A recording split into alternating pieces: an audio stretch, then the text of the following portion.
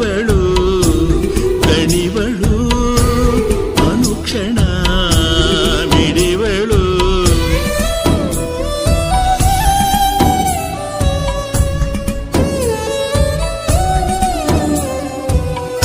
ಕಾಲಕೂಟವನು ಸಹಿಸಿ ಕಾಮಕೂಟವನು ಕ್ಷಮಿಸಿ